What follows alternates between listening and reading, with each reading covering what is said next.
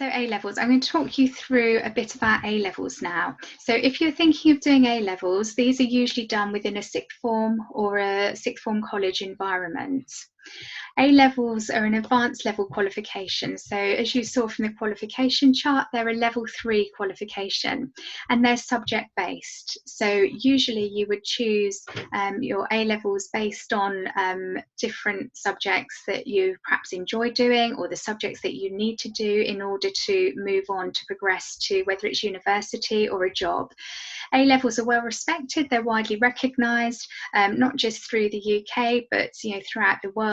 Having A-levels, they're really good qualifications to have, and they will be recognised whatever you go on and do. And they open up a lot of options for you. So A-levels could lead to university, but they might be that you use them to access further study through an FE college or training or apprenticeships, or to go into employment. So employers really value A-levels. They recognise the amount of work it takes to gain A-levels, and it's a qualification that employers really value. Most students usually study 3 A-levels over 2 years, and A-levels are usually assessed by a series of exams at the end of the A-level course. So the entry requirements for A-levels. Now these will vary slightly according to where you apply, but most institutions will need you to have at least 5 GCSEs at grades 9 to 4 in order to do their A-level programme, so in order to access their sixth form. Some subjects might need you to have at least a grade 6 in that subject at GCSE. So for example, at Northgate Sixth Form, if you want to study one of the sciences, you need to have got a grade 6 in that science at GCSE in order to study it at A-level. However, specific requirements needed to study the A-levels will vary across different schools and colleges. So it is really important that when you know where you want to apply to, that you check with the school or the college that you're looking to study at what their requirements are to study individual A-level courses. But as a general rule, you will need to have gained at least 5 GCSEs, grade 4 and above, and you need to look very carefully at the subjects you want to study at A-level to check what the individual entry requirements are for that subject. So how many A-levels will you do? Well, most students will do 3 A-levels. Some students will start by following 4 A-levels in their first year. Most only take 3 subjects through to their second year, through to the full A-level. Many schools or colleges will also have some kind of enrichment programme that you will take as part of your qualification. So alongside studying 3 A-levels, you will also take part in enrichment activities which could vary greatly. So it might be that you do formal qualifications like perhaps a mentoring qualification or sports leader qualification. It might be that you take part in sort of vocation enrichment activities, so things like work experience or volunteering. It might be that you become involved in clubs or societies within the sixth form. There's a whole range of different vocational and academic enrichment activities that you might have the opportunity to take up alongside your A-level studies. So your choice of subject at A-level is really important. Some of the things to think about when you're choosing your A-levels are, perhaps, what you think you might enjoy and what you'd be good at. So if you're really unsure what it is you want to do after A-levels, then choosing subjects that you enjoy, you have an ability in, you're more likely to do well in, would be perhaps a good place to start, because you're more likely to do well at A-level and get those good grades at A-level if it's a subject you enjoy that you've already shown a bit of ability in at GCSE. There will, however, be some subjects available at A-level that you might not have had the chance to study at GCSE. So thinking in the sixth form, subjects like law or economics, sort of perhaps new subjects that you haven't had the chance to study already. So think about what you're likely to enjoy, think about what you're good at already, and if you have a natural ability in a subject, because if you're really unclear what you want to do after A-levels, that might be a good place to start. Also think when you're you're choosing, are there any particular subjects or grades that you may need?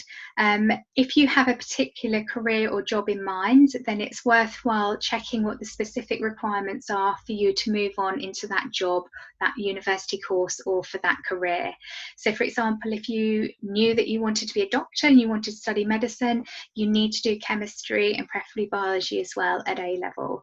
So just check, if you do have a particular career in mind, what A levels would support you best in your chosen job or career. Think as well about how open you want to keep your future study and career choices. If you're really unsure, it might be a good idea to pick one or two of what they call facilitating subjects. And I know that the presentation on higher education talks to you a lot more about facilitating subjects, but there's subjects like English literature, maths, the sciences, modern foreign languages, history, geography. Those subjects will allow you to keep your options of future study and career choices open. So if you're very unsure, then it's perhaps a good idea to pick one or two of these facilitating subjects, because that will allow you to keep options open post 18. The YouTube clip there is a really good one to watch to sort of just find out a bit more about A-level subject choices and how to make sure that the decisions you're making are informed. So some sixth form colleges and sixth form centres will offer a GCSE or a level 2 programme as well, and that enables students who perhaps didn't quite get their grade 4 in English or maths at GCSE to do some further work in those subjects and to perhaps pick up 2 or 3 other GCSEs to help improve their overall profile at GCSE. This is a really good option if perhaps you fall into that category where you do need to do a bit more further work, you need a bit more support with your English and maths, and it keeps your options open for another year. And from the level 2 programmes, students will go and do a range of things, and perhaps a course at college, an apprenticeship, or they might progress on to the level 3 A-level courses. So our sixth form at Northgate offers you a range of level 3 A-level and applied A-level courses, as well as a level 2 GCSE prep year. Mr. Alexander's done a separate presentation for you, a video for you on the sixth form at Northgate that I hope you'll watch if you are considering moving on into our sixth form. But generally, students from our A-level courses will go on and do a range of things after their A-level programme. So at the end of year 13, a number will go straight into university. Some will go on to FE college to perhaps do a foundation course. Some will go on to an apprenticeship or will go and start working, and some will go into a gap year to then pick up one of those options after their gap year. Students in our prep year tend to progress onto college courses, apprenticeships, or perhaps onto the level 3 A-level programmes, either within our sixth form or another local sixth form. In the sixth form at Northgate, we offer you a wide range and choice of courses with over 30 different subjects offered at level 3. We also have a really strong enrichment programme which will help you to develop the soft skills, the personal qualities and the characteristics that both employers and universities are looking for in young people. So real strength of our sixth form is that you can pick up this enrichment activity as part of your sixth form programme, and it will allow you to develop a whole range of other skills alongside your academic abilities.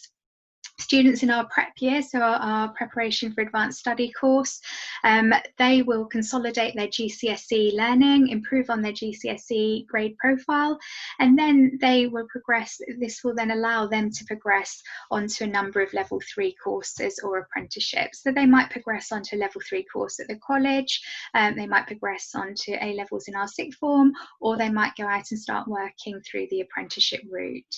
So our students from the sixth form will go on and do a wide range of things post 18. So this is just an example of the blocking scheme. So it's for our current year 12s that have just started with us this September. So it might slightly change for you, but it was just really to give you an example of how the blocking system works. So students would typically choose 3 A levels, one from say block A, B and C, and then in block D would potentially do their enrichment. If you did need to retake your English or your maths as part of your A level programme because you don't have the 4 at GCSE, then you can see that you can pick that up in one of the blocks, and you can then pick your 3 A-level subjects in the other 3 blocks. So like I say, this is just an example to show you how the blocking system works. And the sixth form prospectus and the options blocks for you guys will be available for you at the beginning of October.